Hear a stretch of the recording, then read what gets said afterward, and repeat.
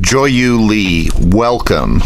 I'd just like to tell people briefly that Joyu is a cellist and a board-certified therapist with 20 plus years of experience in creative expressive arts therapy, cello performance, music education, and arts administration. She's also a fellow of the Association for Music and Imagery and a music breathing practitioner. She's a senior therapist at University of North Carolina Health in Chapel Hill and primarily works with teens and young adults with eating disorders, anxiety and depression, and crisis intervention. She's also a music therapist at an outpatient treatment center where she provides re-educative, insight-building music psychotherapy sessions for groups and individuals on a daily basis.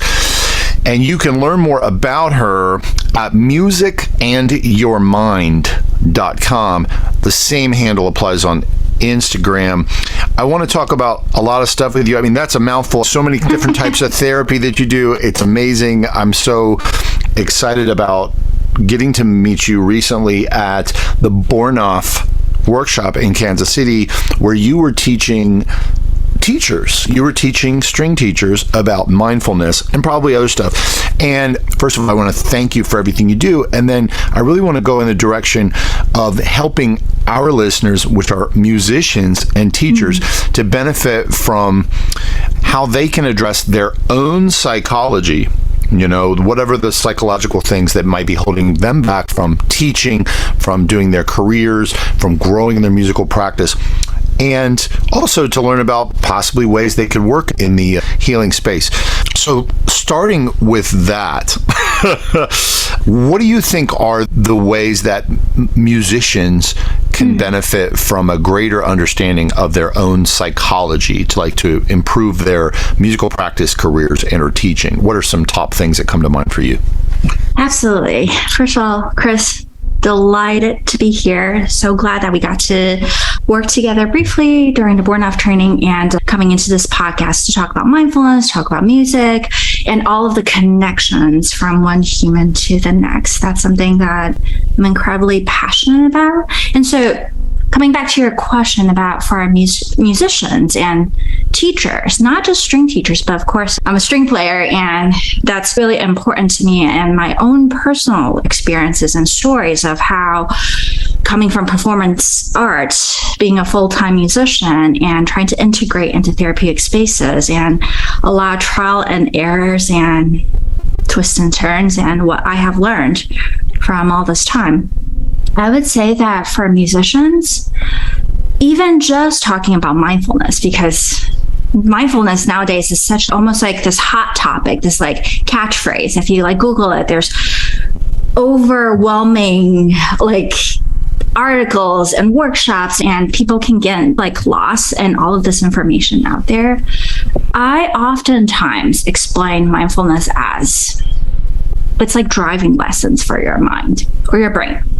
And as a musician, whether you're doing full-time performance or you're doing some teaching, combining with a lot of different things, paying attention to the here and now and paying attention and having more awareness of yourself truly can open up so many different, perspectives, or if metaphorically speaking, it's like opening up doors and pathways and giving yourself and allowing yourself to create more space for you to explore, to be curious, to do things that really matter to you. So truly, I would say that mindfulness is such a key word in this. And yes, Chris.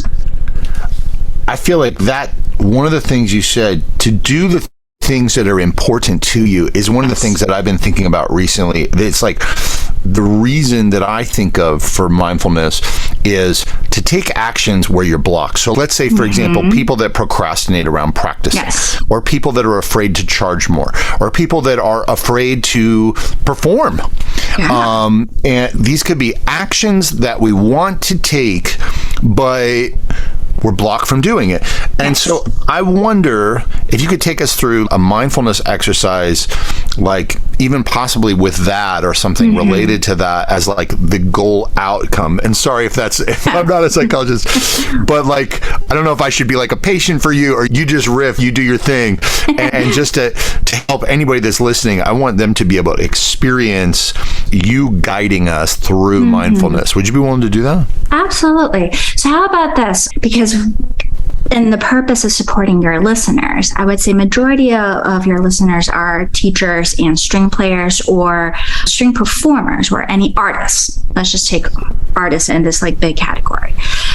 A lot of people will come to me, whether they're clients, whether they're patients, or just people I have like daily conversations about. It's like, Joy, I have a super busy schedule. I feel like I'm just following this checklist of things or responsibilities, like one thing after next. I don't have time for mindfulness. I don't know if I can like truly just sit down and tune in my breath. And it seems like when people want to add mindfulness into their routine, it can be a little bit daunting in the beginning, or just the sense of if I bring it back into music elements. Okay, so we're just talking about tempo and volume, and let's say instrumentation, quality of sound.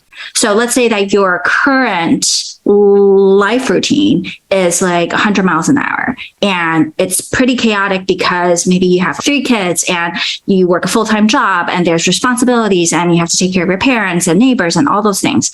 So there is, if you think about instrumentation, there's like patches of random things that you have to like really navigate through that. And also constantly there's a lot of like chatter, and maybe your headspace is filled with these loud sounds or loud noises or demands. So coming it from like just zooming into our own headspace, it's high speed, it's fast paced, and it's pretty noisy and pretty random. So you're always like hyper vigilant about, okay, the next thing.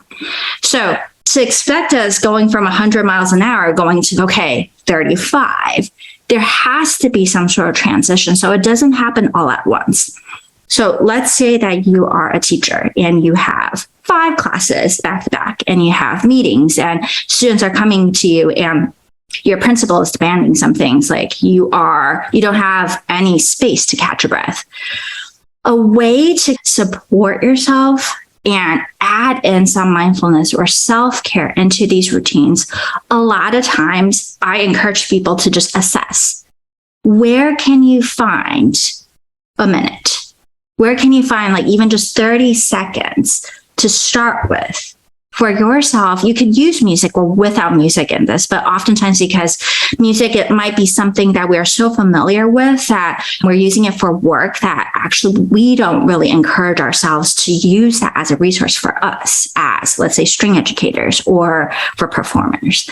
So if we say just taking that 30 seconds, what I would really encourage people to do is this 30 seconds, even if you're just going to the bathroom, what you're going to do is really invite yourself, even if you feel like this is ridiculous, it's just, okay, we are going to check in. Let's come back to our breath first, because it's not, okay, I must do slow breathing. It's taking the musts and the shoulds out of the way. It's assessing where you are and just notice, okay, I'm breathing in now, how fast, how slow my breath is. Am I holding my breath? Am I just releasing it quickly? So you're just assessing like that sense of, okay, that tempo. Also noticing, wow, is my shoulder really tense? Is my head just spinning? Am I like thinking about 20 things while I'm trying to take a breath?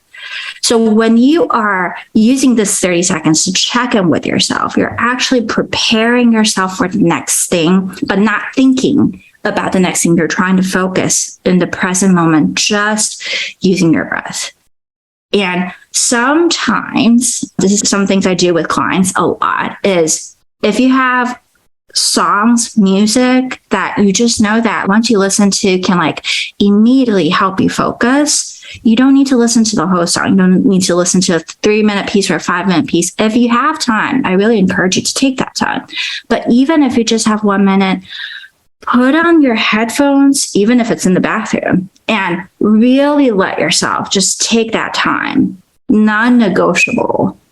It's almost, okay, we are doing a check-in right now. In the middle of all this, you have to give yourself, It's almost like carving out that intention.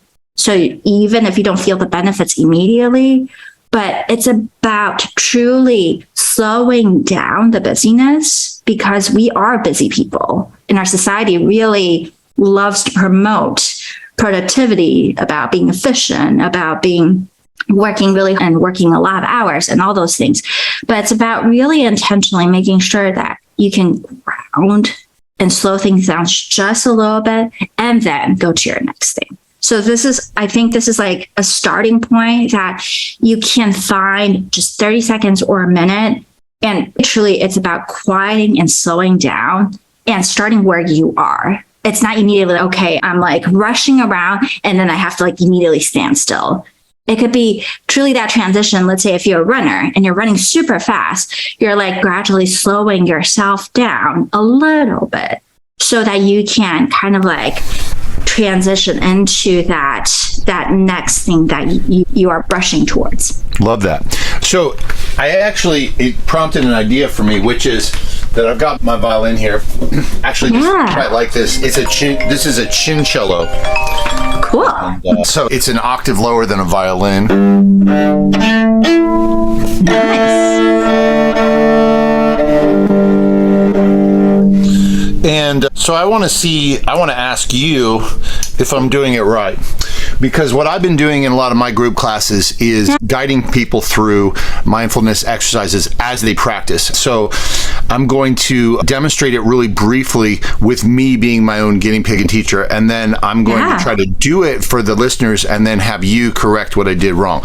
So while the way I would do it is be like, okay, I'm going to start playing my instrument. And instead of starting with a scale book, I'm just going to pick a note. And I'm going to set an intention. Like my intention for my practice is that I am going to be balanced or calm or focused or something like this. So I'm going to say balanced and calm. That's my intention, to be balanced and calm. So I'm going to then pick a note, which is open G.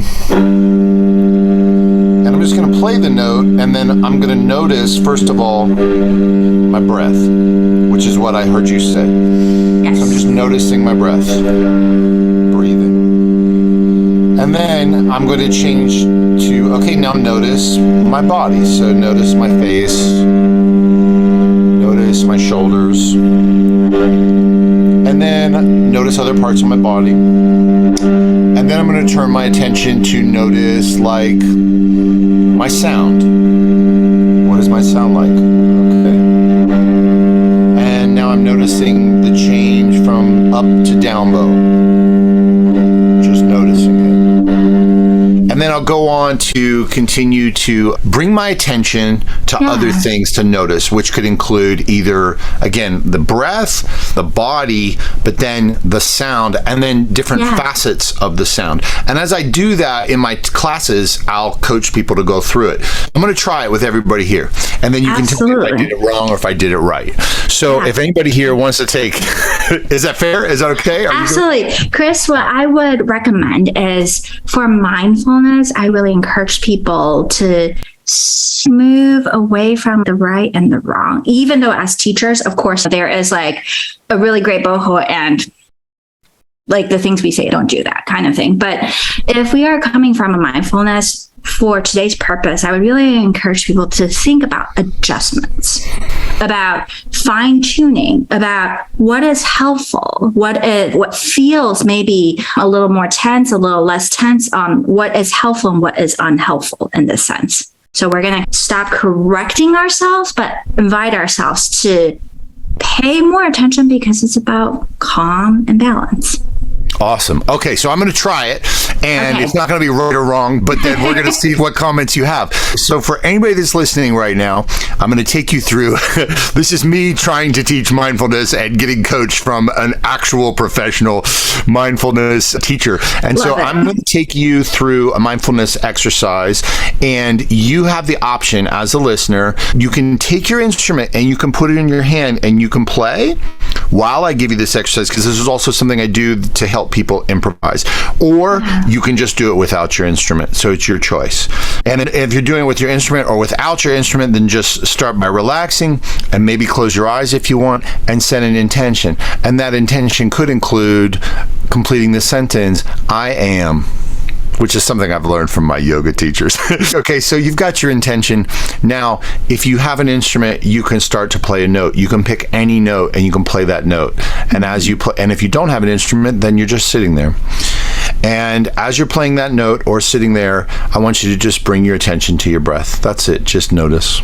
And if something happens, then it happens.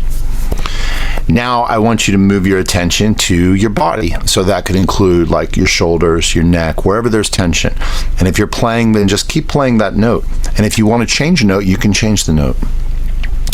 Now continue to bring your attention to other places in your body. Maybe you'll notice there's tension in certain places. Maybe you let that tension go. And gradually bring your attention to your sound. Or if you're not playing, bring your attention to something else about your surroundings. Maybe the sound that you're hearing around you. Maybe the smells, sights. And at any point, if you're playing your instrument, you can move the bow and you can move it to another note. You can play another note. And if you want to bring your attention to the articulation of your sound, the volume of your sound, the velocity of your bow, you can bring your attention to that. And then if you're playing, you can continue to change a note. Think about a note that you'll change to and then just change to it when you're ready. Now you're improvising. Now you can play as fast as you want, and it can be any note. There's no right or wrong notes. Whenever you want, you can check in with how are you feeling and notice thoughts that you're having. The thoughts that you're having, are you having judgmental thoughts? Are you having peaceful thoughts? Reset to your intention. Continue this as long as you can hit pause and do this and see wherever it takes you. Okay, so that's my attempt. You're the professional, so I would love to know, did I just teach people mindfulness? Because my whole idea is like, when I go to yoga class, I feel so inspired, and literally it's incredible, like when they take me through this kind of sequence of some of these things while I'm doing yoga. But I think that people could be doing this while they're practicing and while they're improvising. Yes. So I'm curious about all those things. I'll stop talking and I'll listen to you now. Chris, first of all, I really like the invitation of, because we're preparing ourselves for improvising, preparing ourselves to be creative, right?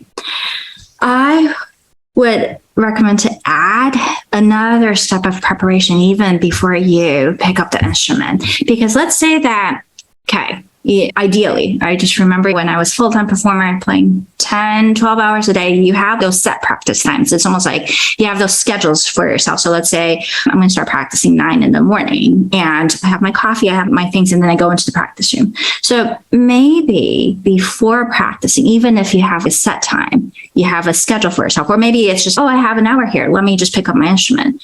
Even before you pick up your instrument, it's once you go into that space, even if I'm just moving from the living room to literally just like 3 steps away to the next room, start scanning yourself. Start noticing that, okay, that setting the intention doesn't just start when we pick up the instrument. You might already be like, what's going on with me now? And it could truly, like if we truly give ourselves like that moment to check in, some people might feel like, I'm just practicing. I don't want to check in. I just want to play. That's okay too, because that's where you are. Some people might say that, I don't know. I'm just going to practice. It's okay. I don't know is where you're starting. But if you already give yourself a chance to do assessment, and this is like, it could be really playful. It's about almost like, what's the story of your practice today? And it could be a very short story saying that, wow, I really don't want to practice, but I have to, or I am so looking forward to spend some time because this is like my time of day. Wherever you are starting, that's where we're going to like really build that intention from. So I'm going to try, if that's okay, I'm going to guide you and guide our listeners to do a short, truly like this like mindfulness. And I honestly feel like everybody can benefit from mindfulness. In some ways, it's when you go to yoga classes, when you work with a therapist, when you go to like workshops, it's to get inspiration, right? But then you also have to like take those things, what makes sense to you? What works for me right here, right now? And you take those pieces and almost build this like new tapestry. So if we start, and I'm just going to give everybody a framework before we actually go into this like guidance. So you do a quick check-in, brief check-in, and be as honest with yourself. That makes sense, because we're not going to, sometimes you might feel like super emotional and there's a lot going on. Maybe even just asking yourself that question could open up like the floodgates for emotions to pass through. And maybe you just want to stay connected with your instrument. That's also just like recognizing and acknowledging yourself that this is my time to practice. And today, what would I like to invite? I am feeling frazzled right now, but I am gonna try to be calmer. So even adding, like sometimes like people will ask me about affirmations. It's like, well, I'm not there yet. This feels a little fake, or this feels like I'm an imposter. It's like, yeah, but that's where you would like to move towards, right? Where your story is going to be developed or going towards that direction. So where is your story starting right now? And then you create a little bit of that distance, like I feel da. And so when you're setting that intention, or even when you're taking your instrument out of your case, and we're so on autopilot. So like everything that you're doing, it could just be like setting up your space, making your practice space comfortable is one thing too. It's just, okay, truly even just adjusting if you're sitting down, if you're adjusting your chair. And I really encourage people to start paying attention to your feet. Truly starting, even just like you feel like really like that frazzledness, start paying attention to your feet, even just tapping, almost like this, I am here. And notice the bottom of your feet when you like tap the floor when you are standing here. And you can even play around and change your balance from one side to another. But anything that you're doing, if you just pay attention to a little bit more, that is being more intentional. We're not just going through the motions, right? And so let's say that you bring up your instrument and you like, okay, do a quick check-in. Just, okay, wow, my shoulders feel pretty tense now, but let's just start with the G string. Let's just start with an open string wherever you would like. And as a cellist, let's say I always start with the C string, because lower tones help me feel like that sense of like groundedness with the floor, right? So maybe even just if you're starting with open string, where would you like to start today? How does that kind of fit your story today? Maybe today I feel like I really want to spend more time with the lower strings, but there could be days it's just, I really want to open up my arms in this angle and I want to start there. You don't have to really justify it. You just need to choose something that makes sense to you right now. Okay, so we're going to go into this guidance. So right now, as you're preparing to start your practice, I am inviting you to just notice your feet. You could tap your feet on the floor. You can wiggle your toes. Maybe you're sitting, maybe you're standing, but wherever you are, invite yourself to have that kind of groundedness, feet on the floor. And just check in with your breath. You're noticing we're not changing anything. So you're just noticing, how is my breathing right now? And invite yourself to take a breath. Just breathing in, and notice how your breath is moving in, that sense of direction. How the breath, you're just letting yourself breathe now. And as you are breathing out, imagine your breath is just moving towards the direction of the floor. That sense of releasing, easy does it. And in your own pace, you could take a breath or two, just noticing that sense of direction, your breath moving in.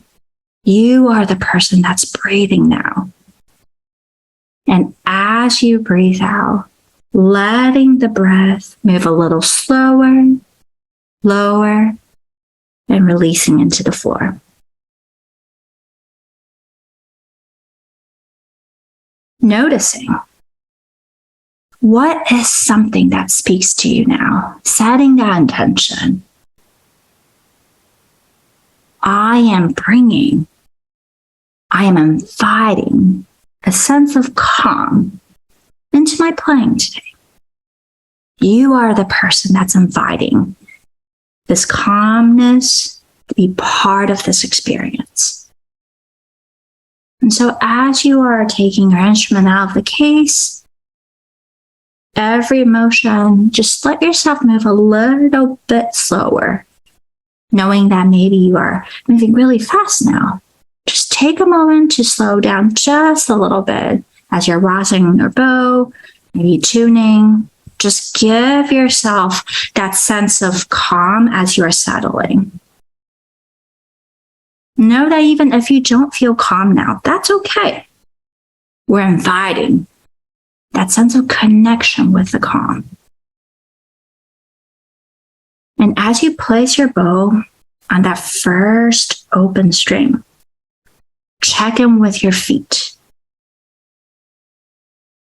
Really, really just let yourself notice your feet on the ground.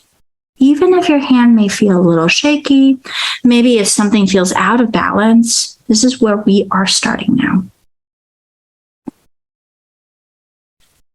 As you play that first open string, I'm going to invite you to tune in with your breath, tune in. That down bow, maybe breathing in, and just see how far your bow is moving. What is the speed? And then when you are playing your up bow, coming back, let yourself breathe out. And maybe notice that your bow may be moving a little faster than your breath, or vice versa. And so the next open string that you're going to play, just let yourself match your breathing a little bit and be curious. Know that invitation of the calm is in the space right here with this open string, with the sound. And do this in your own pace. See if you want to switch to another string, maybe play another note.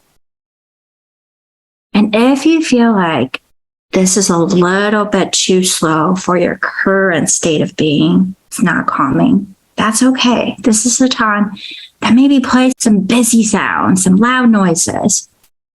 Really let yourself use your instrument to match your current state of being. Open up that curiosity. Notice if there is patches of busy sounds. If you don't really know where to start, even just start with a scale or just do some little exercise here and there that you don't have to think that hard, but you're just matching kind of your current energy. And invite yourself. I bring more calm and do it in the way that makes more sense to me. Really notice the quality of your sound. Notice how you are using your bow and checking in. How does that feel? Especially with your shoulders, your elbows, your wrists. Maybe even noticing our feet. Do you feel like you're moving quite a bit? Or do you feel like you're more grounded and rooted here? And if there are busy thoughts or intrusive thoughts are coming into your headspace, acknowledge it. Come back to your instrument.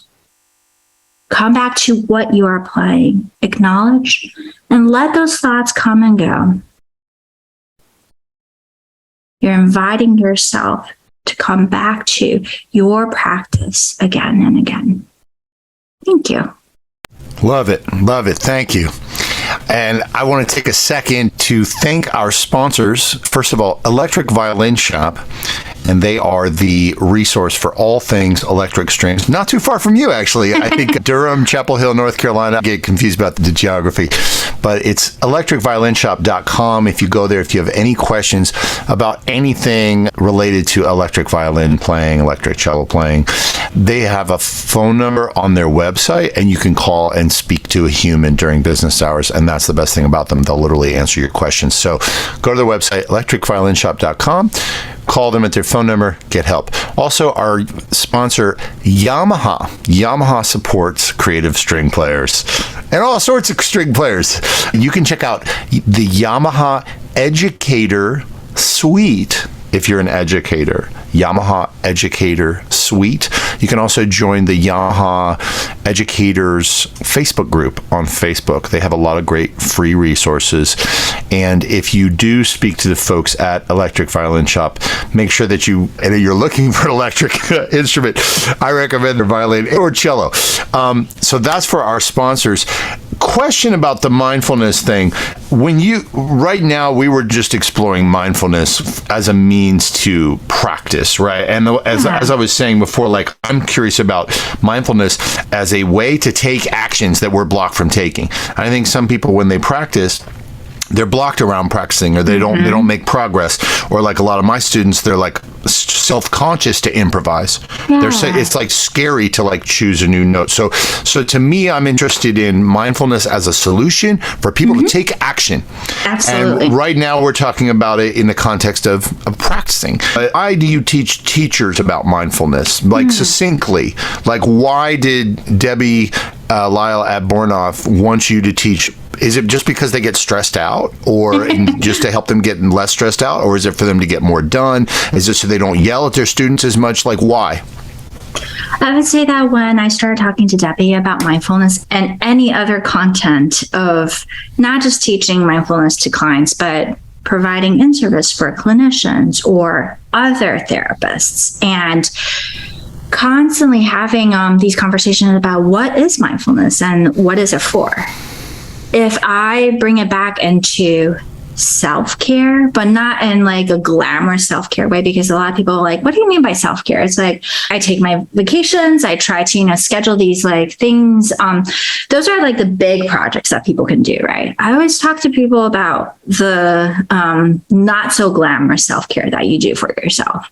That is about really coming back to that sense of wellness. And holistically speaking, if we're just talking about string teachers, I think here in the US right now, not just string teachers, just teachers in general are doing so much for our students and are oftentimes maybe underappreciated, and they don't have a lot of resource and support.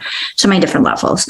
COVID has made everything 100 times worse, but as a mental health practitioner, I always talk about COVID really made things like we're zooming in of all of these mental health concerns that are already existing and continuously developing. And I think COVID made people had to pay attention to these things more, and they're really, really uncomfortable and really traumatic in so many different levels. So when it comes to teachers, I would say that just about like the workshop per se, a lot of teachers, of course, are looking for resources of what they can bring back to their classrooms. But what I am more interested in is when teachers feel like they are more supported, feel more grounded. And then I keep coming back to this word grounded, because this is such an important skill that is part of mindfulness, is part of like somatic therapeutic experiences. But just as a person, as a human being, when we are not feeling centered and grounded, a lot of things can happen that are not very helpful to us. Because then we would make a lot of maybe more impulsive decisions, or we would react more than responding. And a lot of times it's not even that we can't think clearly. So even just bringing into like the neuroscience, and please know that this is like very watered down neuroscience, to make it user friendly and help people like kind of understand their own mind and body connection. And so if we're just talking about our brain, again, watered down, like in 3 layers of like the lizard brain, the dinosaur brain, the middle part, the mammal brain, and like the higher thinking cognitive brain, which we call the monkey brain. And so when you are more grounded and you are more mindful, first of all, it really, really helps. And this is like lots of wonderful research to back this up. Our amygdala, which is like where a lot of like the fear is like the fear center, actually is less reactive. And it also really helps the lizard brain to not overreact, and helps our emotional and physical safety.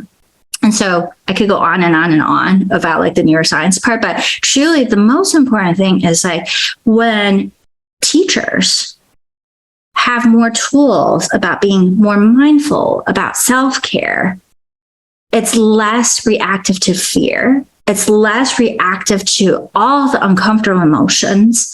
And it's coming back to, okay, I feel more grounded. I can feel more like myself and interact with other people, interact with your own self in a more authentic manner. And that allows people to truly be kinder, and also not so much like the explosive drama, but more neutral. So when things are a little bit more neutral, there's more possibilities, more space for things to truly happen. That just brings to mind that that teachers are going through a lot of stress, and like that probably a lot of times people expect a teacher in the same way that they might expect someone like yourself, a therapist, or like a doctor. They like just expect them to just have it together and be able to take whatever we throw at them. It's like so the kids and parents and like school boards and like administrations and like politicians and like just like yelling at the teachers like it's your job to make everything better, and then like we just expect that it's just their job to be perfect, but the fact is they're human, and so they're probably feeling stressed out and overwhelmed, and that feels big. It's like you like giving them the tools to feel okay is what I'm hearing. Absolutely. And another part is it's like practice. When you are learning these self-care skills in the middle of everything, it's going to feel really weird and awkward, and you're going to have resistance, or a lot of people, I don't want to overgeneralize, but it may feel like, who has time for this? Or what is this about? Like, I don't even have time to finish my work. Why do I need to like a lot of teachers, and both my parents are teachers, so I grew up in a household of seeing my mom being super dedicated to, she's a high school private teacher, making sure that all of her students and all her parents are clear with communication. And so you're burning the candles from both ends. Teachers tend to put themselves last. If they have more time, they're going to give and support other people. And it becomes such like this pattern of, I can't take care of myself. I have so many other people who need me. But my whole focus is, if you don't, and this can sound super cliche, but you have to fill your cup. But it's not just like everybody is filling in the same way. You have to do those things that is recharging your batteries. And this is, I saw this on a meme the other day, so I can't take credit for it. Like, we are not going to let our phones go into like 5% not charge it. So why do we think that human beings are okay? Just like, who needs to recharge? Like, let's just keep going. And it's almost like this competition of like, how much tolerance you can have for this busyness, and we wear like this badge of honor. Is like, I am the most hardworking person, or I can hold on to the most stress, and charge the least to do it, which is a big one with a lot of because I work with a lot of teachers and musicians on running their businesses, the people that work for themselves, And that's a big one. People feel pressure to they're like, I should give it away for free. Somebody can't afford this, but it's like, well, but you have to be able to set boundaries, and you have to be able to take care of yourself. Of course, I resonate with, we want to help people. We want to give away things for free. This is free, but you also have to take care of yourself. So, this is great. I love this. I want to remind people that if you want to reach out to Joyu Lee, you can do so at musicandyourmind.com. You can also find her on Instagram at musicandyourmind. And I really enjoy some of the posts I've seen there on Instagram. You share a lot of really cool stuff there. I'd like to transition into talking about narratives. Is that okay? Yes, of course. Okay. Absolutely. So you're a narrative therapist. I'm really interested in the idea of narratives from the standpoint of rewriting my story, or for other clients of mine, friends of mine, people in my family, the idea that we have limiting beliefs about what we're capable of, and that those limiting beliefs, these ideas about who we are, that they're shaped by stories that we unconsciously tell, that we've told maybe because something happened in life. Something happened to me when I was 15, and so then there was a story about, I'm this. I'm this or I'm that. And I think everybody has these stories. And so this idea of I turned 50 recently, and I want to rewrite my story. I want to not tell negative things about myself. I want to tell positive things about myself, and I want to be able to go into those stories and live through those stories, not in an empty foo-foo, woo-woo, I don't know, just empty affirmations, I'm going to attract $1 billion, and but so tell me about narratives. Absolutely. So, Chris, I remember the last time I went to your performance, you opened up kind of your music story, right? I love asking people the questions of, okay, if I meet somebody new, could be a client, could be, just invite people to tell a story about themselves. Sometimes it's related to music if we're, in the music content, but even just tell me a story about yourself that could be something important to you, could be just something that you find interesting, or maybe the first story that you kind of remember. And so sometimes people truly I put them in the spot. It's I don't know. I don't have any stories. It's just think for a second. Don't think too hard. It could be, what was the last song that made you feel something, or is playing rent free in your head, things like that. So stories, we are made of one story after another. And our society really, really likes to ask the questions what's wrong with you when something's happening, right? And Dr. Bruce Perry has a book written with Oprah, talks about what happened to you in a very, very gentle manner. It's what has shaped us to become the humans we are now. And our stories truly is still continuously developing in so many different perspectives. And let me find something really quickly. Essentially, it's also the stories that we tell ourselves is based on not just our own beliefs, but the ways we understand our lives are influenced by broader stories of the culture in which we live in. And so when I talk about the broader social context of the stories, these are influenced by gender identities, class, systems, race, culture, spirituality, differences in abilities, disabled bodies and non-disabled bodies, neurotypical, neurodivergent, body size, body weight, age, sexual orientation. These are all powerful contributors to the plot and the development of the stories. And so right now, the stories that we tell ourselves, it's not always because of us. A lot of times it's shaped by all of these constant influences, right? And I'm sure, actually, this is one of my posts, but I think I'm gonna share the screen right here. Oh, actually, that's okay.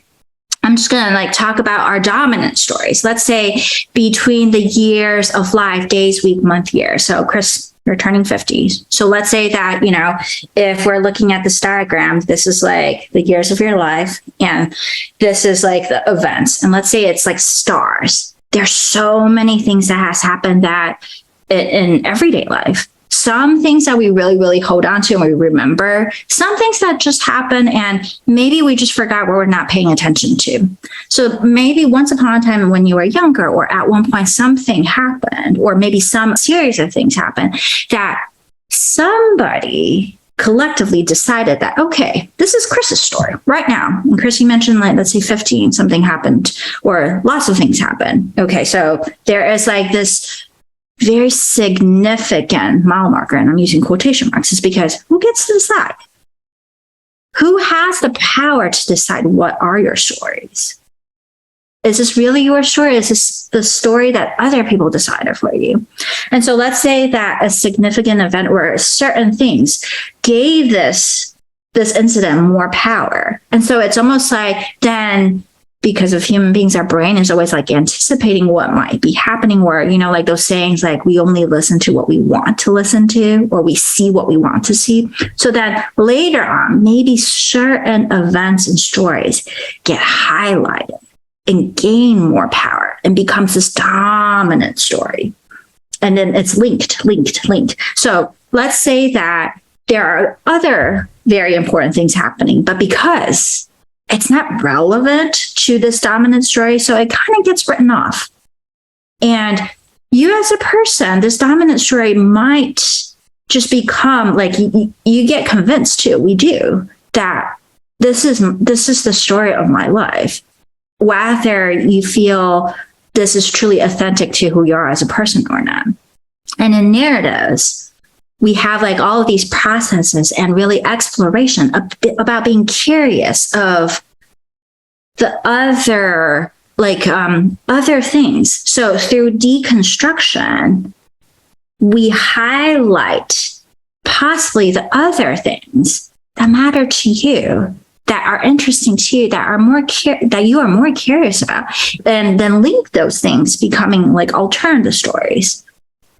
And when you go back and really like looking at or really reflecting at the dominant story, there's also a lot of the pieces that you can really work through, but also really acknowledge that, you're kind of like taking your power back for yourself and deciding what is more meaningful for you. So it's not ignoring or neglecting, or like you said, like that toxic positivity of just like, I am like a change person that way. It's like truly, truly honoring what has happened to you. Because there is a lot of information there, but you're not letting the so-called dominant story take over your life. You're exploring those alternatives to be able to give yourself different perspectives, new opportunities, broadening. And we call the hero's journey is such like an important concept in GIM. But it's truly when you are going through all of these different events and looking ahead of how you want to live your life, where is your story going? You're not limiting yourself to what has happened in the past.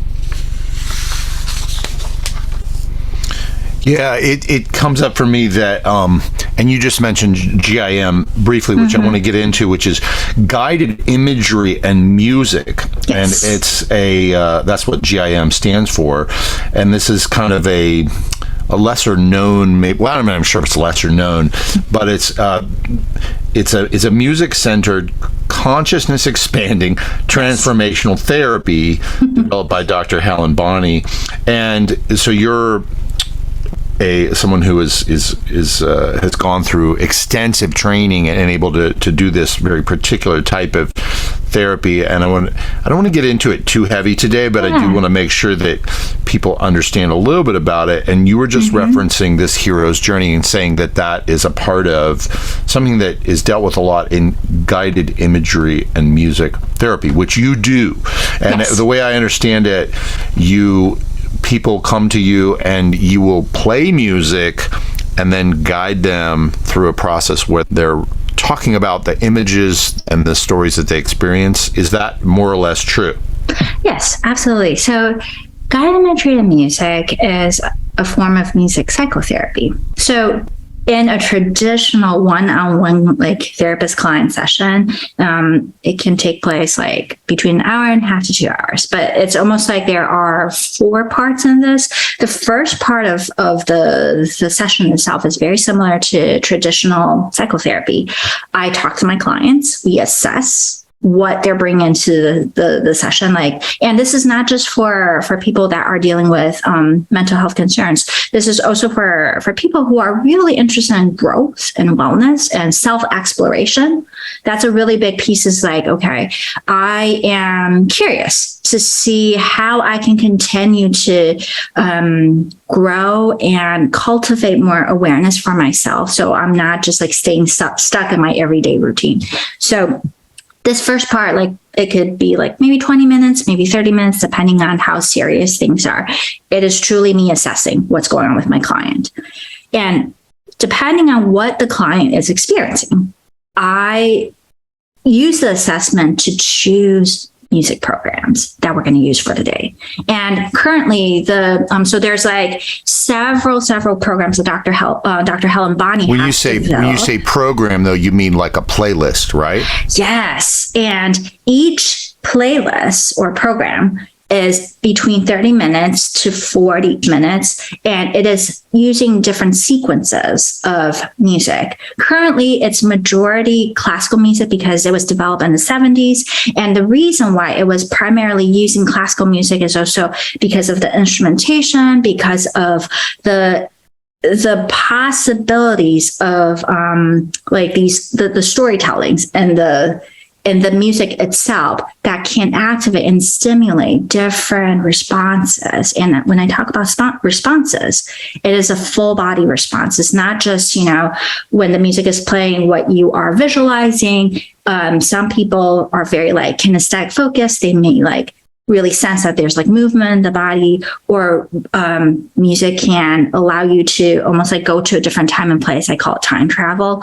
So bringing back different memories to the here and now, or some people can associate to different smells and tastes. And even with when you're thinking about imagining different environments, so humidity, the specific temperature or what time of the day, those things are all part of the music experience. But this reminds me of treating people with psychedelics, but without psychedelic drugs. Is that a fair comparison? I mean, although it's absolutely loose, it is. We talk about music as a legal high, and in the 70s, Dr. Bonney did research with LSD because they were very interested in using music and this content of how can it activate these very, very specific explorations. And so people who joined the research studies, they were, working through alcohol addiction or drug addictions or other different things. And back in the 70s, we were not in a trauma-informed or trauma-aware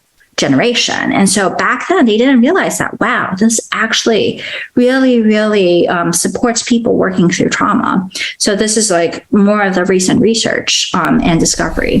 So well, from what I understand, if people want to do this kind of ayahuasca or whatever, these these kinds of these new treatments, which is are supposed to, I've heard people claim that using certain psychedelic drugs could in some cases be an effective treatment for someone with something like depression. But of course, I'm not making any claims here, but I also understand that would either be very dangerous or very expensive or both.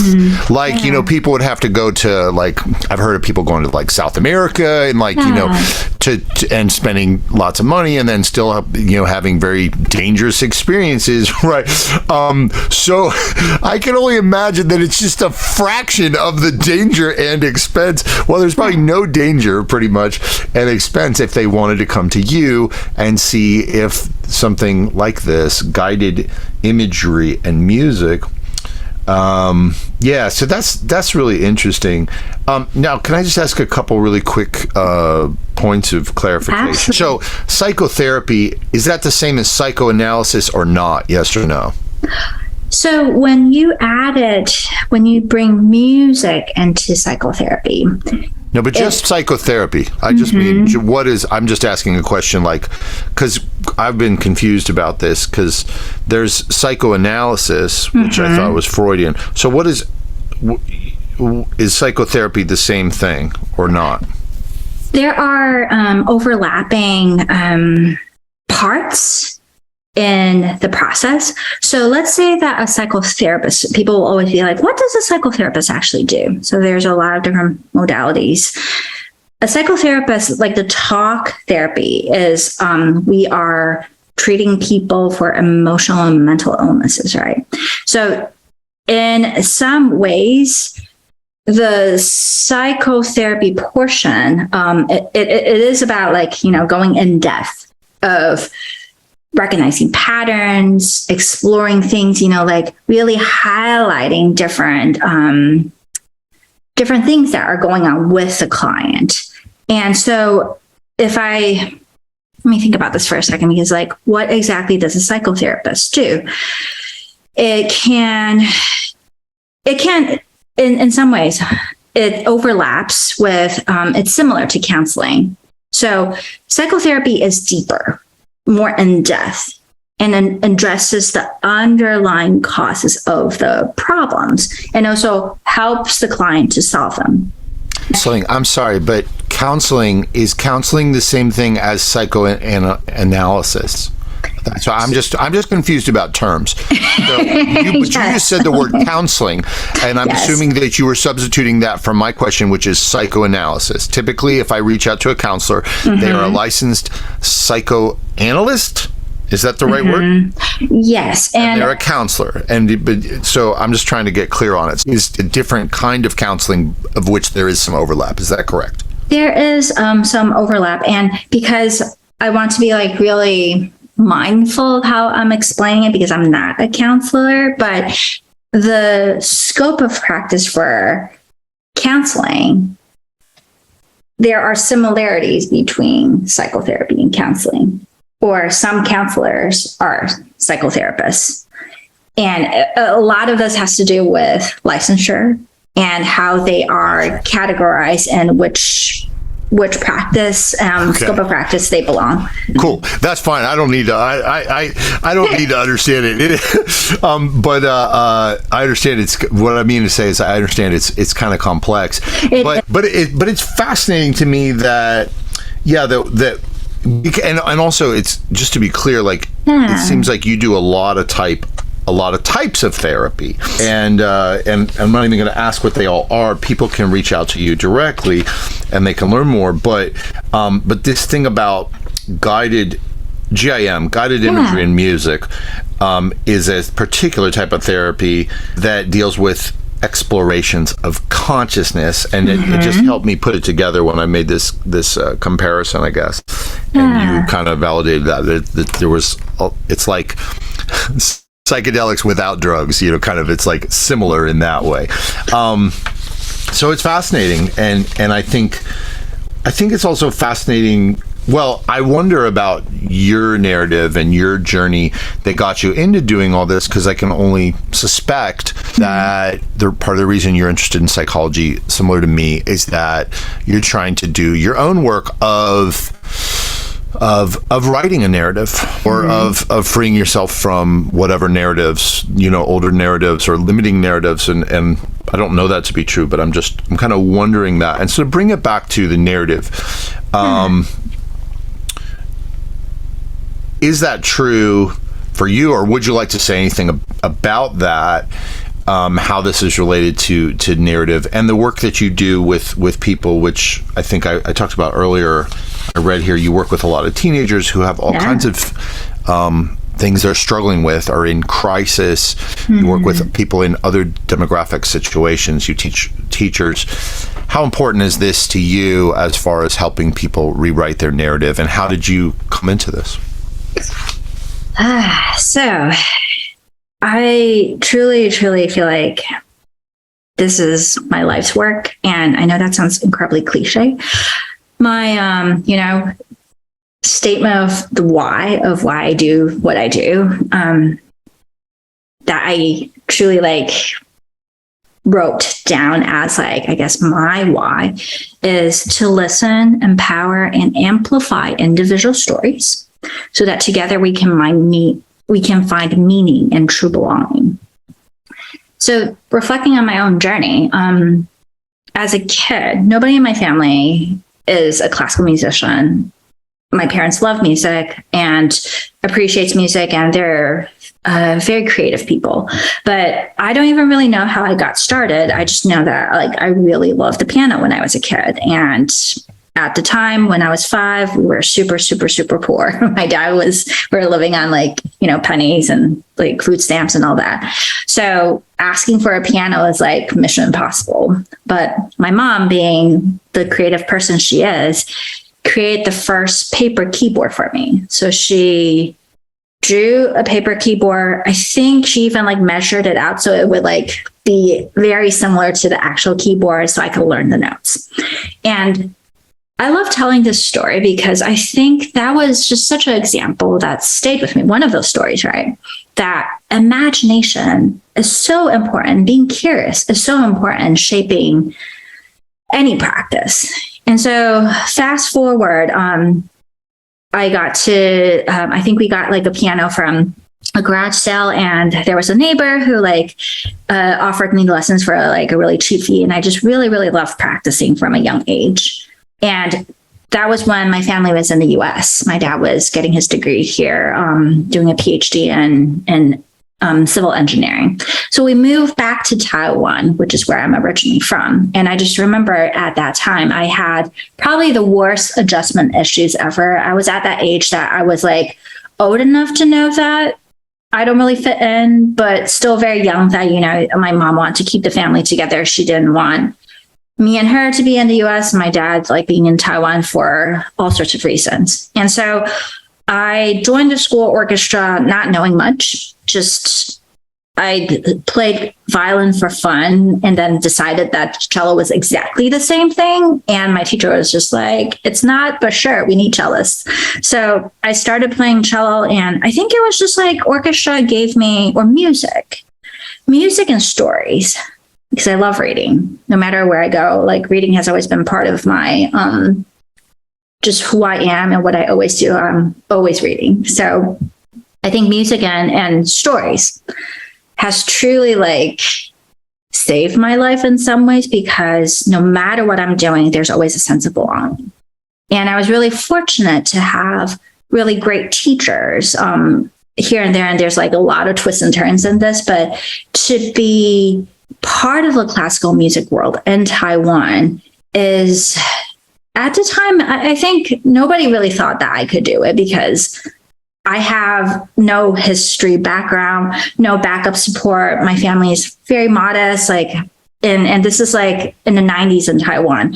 Most, and this is actually very similar in, I think, a lot of Asian countries too. Like I've lived in Japan for work, and I talked to a lot of Korean friends. When somebody goes into classical music, it's almost like you either have money, you come from money, or it's some sort of social status. And I have none of that. And so I have been an outsider all my life. But the interesting thing is, in music, when I'm playing cello, when I'm playing piano, I feel like truly like on top of the world. I just really felt like music validated me in so many ways. The connections and the teachings that I built with my teachers, and really dedication to practice, and because I wanted to be a really good musician. So I worked really, really hard.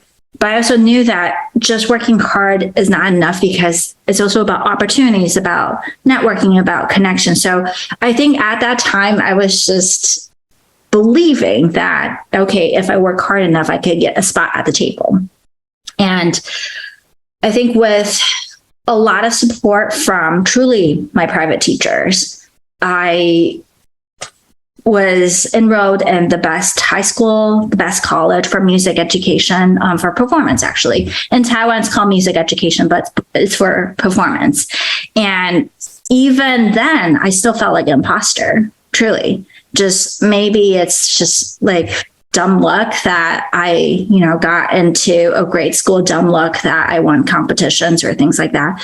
And I don't really think I ever truly felt like I was part of the classical music scene, even though that was what I was doing every day, until I moved to Cleveland for graduate school. And I went to Cleveland Institute of Music, which is a really, really good, amazing string conservatory. And it's very expensive, even with scholarship. So I just remember that once I got to the school, it's really funny because everybody that is there, just everybody's practicing, everybody's like, this love for music is just so prevalent. And of course there's like students, that come from like these like really long traditions, like their parents, their grandparents, they're all like classical musicians. But I met a lot of people that are similar to me that just has this passion for music. And that was a really big missing piece growing up of, I felt like I was somebody that just like deeply loved music.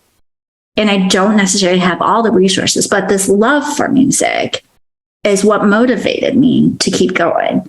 But most of my classmates, or a lot of people I know, don't really share that passion, or it's almost like something you do and you're really good at.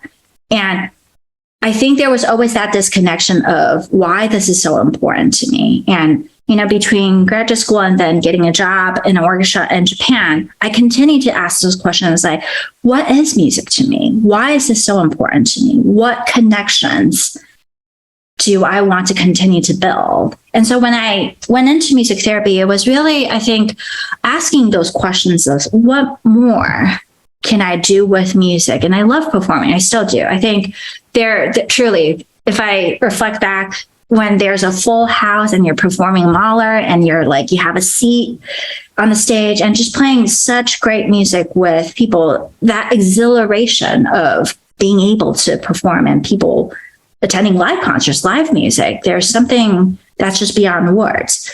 But I also really remember when I was in Cleveland and I, as a student, you do all sorts of things to like kind of make some extra income. I collaborated with, I don't know if they still exist. It's called Access of the Arts, and would go into like assisted living homes and hospitals and do like these like 20 minutes, like kind of like lecture concerts. And so maybe there are like the 10 people that come to like my little solo cello concert, but I would tell them stories. I would tell them that what I'm playing today, what to listen for, what might be kind of like the background, and invite them to be part of the experience. This is like way before my therapy years. And I just remember those like mini series that when I'm so intentional about what I'm doing, and if you want to call it mindfulness, yes, I didn't know that what I was doing. I just knew that I wanted to bring people in this space and share the space of music. And I have this responsibility of bringing music in a way that's intentional for them. And this is what I know now. Back then, I was just like, I think it would be cool to tell them some stories and, help people feel better, whatnot. I was a 22-year-old, didn't really know much. And those concerts really stayed with me of what people would report or share with me afterwards. And they would describe it as just like, my heart was racing before coming to your concert. And I just really felt like the cello was playing just for me. Or some people would be like, I have heard the song before. I never really was able to experience it in such like a calm and gentle manner. So I think those experiences really inspired me to explore more what music can do and from a very practical perspective. And also breaking down those barriers of classical music isn't just for the selected groupings of people, and you have to have money and access and resource to be part of this world.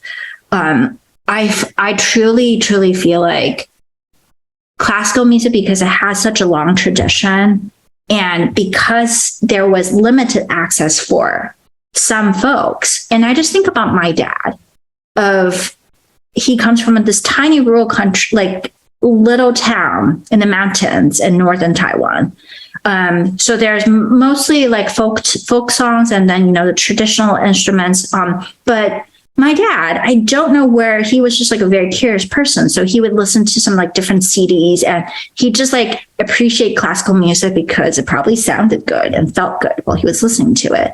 And again, both him and my mom worked really hard and they were like saving up to study abroad. But when my mom was pregnant of me, I think like 8 months, Rostropovich was still doing a lot of concerts and came to Taiwan. And my dad bought these really expensive tickets, probably worth of 2 weeks of grocery, and like insisted taking my mom to the concert. And so my mom was pregnant of me. And my mom said that she doesn't remember anything except for his shoes were super shiny. And I think he played some solo rock. So I just think about, my parents who truly came from nothing. And classical music spoke to them, not because it was fancy, not because it was something that is prestigious. It's music. It's something that if it's a genre that it's like I want to say almost everybody likes music. It just depends on what type.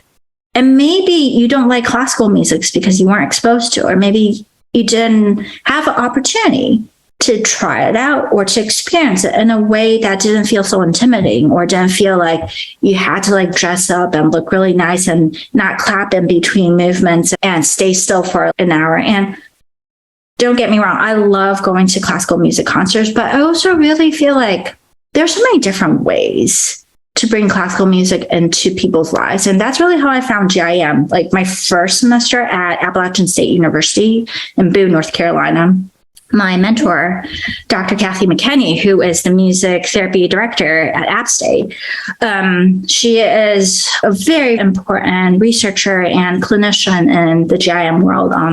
Her and Maddie Ventry, my mentors, have done amazing things for my GIM training.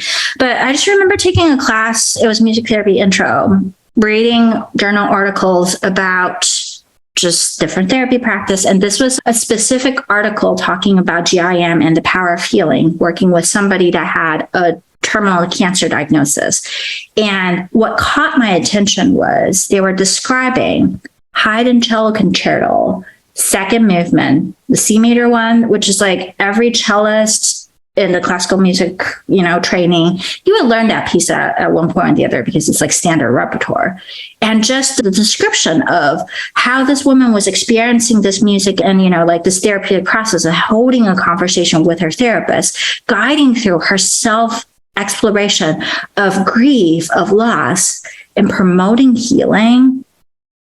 I could not stop reading. And I just remember I was like, I have to learn about this. Like, what is this? Like, as a cellist, how do I not know that the cello concerto of Haydn was being used in these like avenues and things like that? And so I talked to my professors, went into training, and because of my experience and knowledge of, and, from performance and just from a long time music lover of all of these experiences in music, bringing it into the therapeutic lenses and going through GIM training really, really helped me find that integration between the practicality and the aesthetic of music and how that can be used for healing. And in every person's like hero's journey, it is about meeting your full, finding and living up to your full potential. And of course, stories, right? Because when you talk about imagination, think about Fantasia, Mickey Mouse and the Sorcerer's Apprentice, and going through all that. Every person, when they listen to music it has all pervasive qualities. It activates all these different things.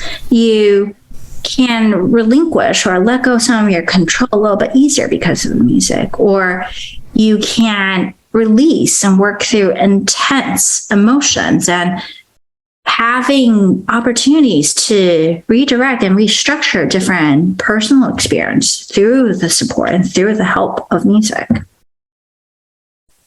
Beautiful. Well, I want to acknowledge you for your